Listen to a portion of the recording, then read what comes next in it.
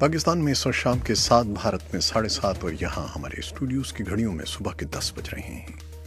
Voice of America Washington کی Urdu service سے ہماری باقاعدہ نشریات کا آغاز ہوتا ہے۔ پہلے گھنٹے کے لیے میں ہوں آپ کا میزبان خالد حمید۔ جیسا کہ آپ دیکھ رہے ہیں فیس بک لائیو پر ہم آپ کے سامنے ہیں، اور ویب سائٹ اور ریڈیو پر ہمارا یہ 1 گھنٹے کا نیوز شو جاری رہے گا۔ تو آغاز کرتے ہیں پہلے آج کی اہم خبروں کی سرخیوں سے۔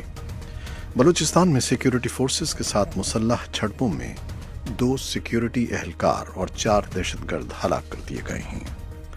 افغانستان کے وسطی شہر غزنی پر صدر اشرف غنی کے دورے کے دوران کئی راکٹ فائر کیے گئے ہیں۔ سری نگر میں جمعرات کو سرکاری دستوں کی طرف سے ایک شہری کو ہلاک کیے جانے کے بعد شہر کے کئی علاقوں میں مظاہرے پھوٹ پڑے ہیں۔ صدر ڈونلڈ ٹرمپ نے کہا ہے کہ وہ مشرق وسطی میں جاری اسرائیل اور فلسطین کے درمیان تنازع کا 2 ریاستی حل چاہتے ہیں۔ اور چین نے امریکی صدر ڈونلڈ ٹرمپ کے اس الزام کو مسترد کیا ہے کہ بیجنگ آنے والے امریکی انتخابات میں مداخلت کر رہا ہے۔ صدر ڈونلڈ ٹرمپ نے الزام عائد کیا تھا کہ چین امریکہ میں نومبر میں ہونے والے وسط مدتی انتخابات میں دخل اندازی کر رہا ہے۔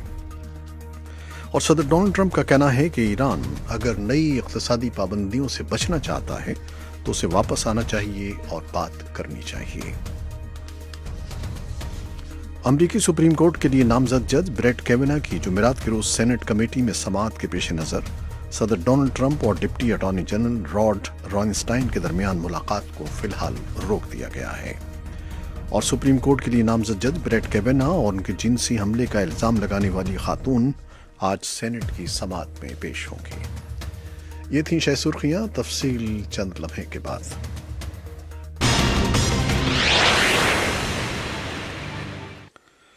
بلوچستان میں سیکیورٹی فورسز کے ساتھ مسلح جھڑپوں میں 2 سیکیورٹی اہلکار ہلاک ہو گئے ہیں، جبکہ 4 دہشت گردوں کو بھی مار دیا گیا ہے۔ جبکہ پنجگور میں ایف سی اور منگوچر میں لیویز اہلکاروں کو گولیاں مار کر ہلاک کیا گیا۔ ادھر ڈیرہ بگٹی میں بارودی سرنگ کے دھماکے میں 1 شخص جاں بحق اور 2 زخمی ہو گئے۔ آئی ایس پی آر کے ایک بیان میں بتایا گیا ہے کہ سیکیورٹی فورسز کو مصدقہ خفیہ ذرائع سے اطلاع ملی تھی کہ ضلع قلات کے علاقے منگوچر میں دہشت گرد چھپے ہوئے ہیں جو بلوچستان کے کسی علاقے میں دہشت گردی کی بڑی واردات کرنے والے ہیں۔ علاقے میں آپریشن کیا گیا۔ کارروائی کے دوران فائرنگ کے تبادلے میں 4 دہشت گردوں کو ہلاک کیا گیا، جبکہ دہشت گردوں کی فائرنگ سے پاک فوج کے 2 سپاہی محمد وارث شعبان ضلع جھنگ اور میر عالم گلگت بلتستان غزر شہید اور 2 زخمی ہوئے۔ دہشت گردوں کے ٹھکانوں سے 2 خودکش جیکٹ، اسلحہ اور بڑی مقدار میں بارود برآمد کر لیا گیا ہے۔ افغانستان کے وسطی شہر غزنی پر صدر اشرف غنی کے دورے کے دوران کئی راکٹ فائر کیے گئے ہیں۔ غزنی پولیس کے ترجمان احمد خان سیرات نے خبر رساں ادارے رائٹرز کو بتایا ہے کہ جمعرات کے روز کم از کم 2 راکٹ صوبائی گورنر کی رہائش گاہ سے محض 300 میٹر دور گرے ہیں۔ ترجمان کے مطابق راکٹ حملوں کے وقت صدر اشرف غنی گورنر ہاؤس میں مقامی حکام سے ملاقات کر رہے تھے۔ حکام کے مطابق شہر کے بعض دیگر مقامات پر بھی راکٹ حملوں کی اطلاعات ہیں جن کی تصدیق کی جا رہی ہے۔ سری نگر میں جمعرات کو سرکاری دستوں کی طرف سے ایک شہری کو ہلاک کیے جانے کے بعد شہر کے کئی علاقوں میں مظاہرے شروع ہو گئے ہیں۔ شہری محمد سلیم کی میت جب تدفین کے لیے سری نگر کے عیدگاہ علاقے میں واقع مزار شہداء کی طرف لے جائی جا رہی تھی تو پولیس اور نیم فوجی دستوں نے جنازہ برداروں اور جلوس میں شامل دوسرے افراد پر اشک آور گیس چھوڑی، لیکن سوگواروں نے مزاحمت دکھائی اور وہ بالآخر میت کو قبرستان تک لے جانے میں کامیاب ہو گئے۔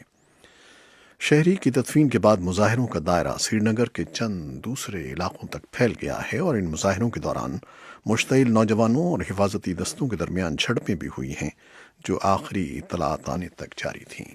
اس کی تفصیلی رپورٹ بھی ہمارے پاس ہے جو سری نگر سے یوسف جمیل نے بھیجی ہے، کچھ دیر کے بعد آپ کے لیے پیش کریں گے۔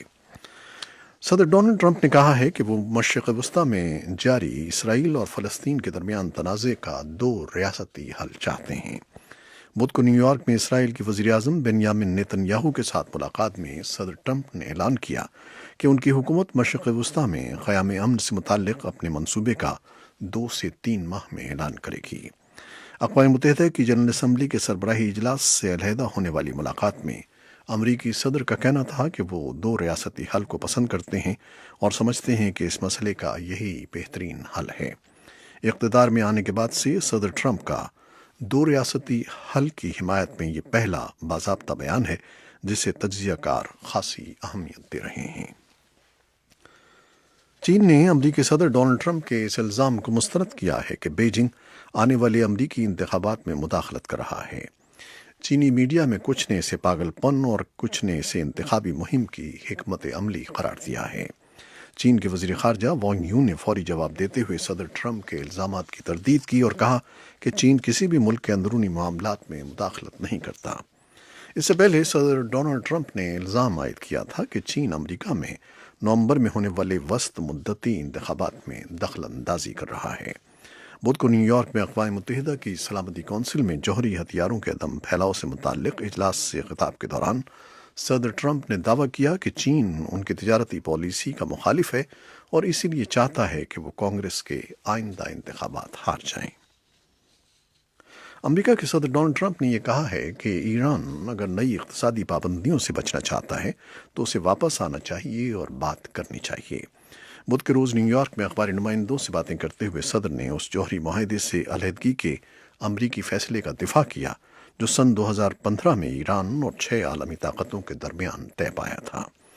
ٹرمپ نے کہا کہ ایران کا خسارہ تیزی سے بڑھ رہا ہے، ان کی کرنسی کی قیمت گر رہی ہے، معیشت انتہائی خراب ہے اور وہ کسی نہ کسی موقع پر واپس آئے گا اور بات چیت کی خواہش ظاہر کرے گا۔ ان کا کہنا تھا کہ ہمارا صرف یہی مطالبہ ہے کہ ایران جوہری ہتھیاروں کی تیاری روک دے۔ ٹرمپ کے فوراً بعد باتیں کرتے ہوئے فرانس کے صدر ایمانوئل میکرون نے کہا کہ ایران کے مسئلے سے نمٹنے کے لیے طویل مدتی حکمت عملی بنانا ہوگی اور یہ صرف پابندیوں اور حدود میں رکھنے کی پالیسی سے حل نہیں ہوگا۔ انہوں نے کہا کہ ایران کو جوہری ہتھیار بنانے سے روکنے کے مقصد سے تمام ملکوں کا موقف یہی ہے۔ سیکیورٹی اجلاس کے فوراً بعد ایک نیوز کانفرنس سے خطاب کرتے ہوئے ایران کے صدر حسن روحانی نے کہا کہ اجلاس جس میں انہوں نے شرکت نہیں کی ظاہر کرتا ہے کہ امریکہ جوہری معاہدے سے نکلنے کے فیصلے میں تنہا ہو گیا ہے۔ روحانی نے کہا کہ سیکیورٹی کونسل کے اجلاس میں بولنے والے تمام ملکوں نے ایران کے ساتھ طے پانے والے جوہری سمجھوتے کی حمایت کی ہے اور امریکہ کے فیصلے کو غلط قرار دیا ہے۔ یہ تھیں وہ خبریں جو فیس بک لائیو پر ہم نے آپ کے لیے پیش کی۔ ویب سائٹ اور ریڈیو پر ہمارا یہ شو ابھی جاری ہے، ہمارے ساتھ رہیے گا۔ فیس بک لائیو سے اجازت لیتے ہیں، اللہ حافظ۔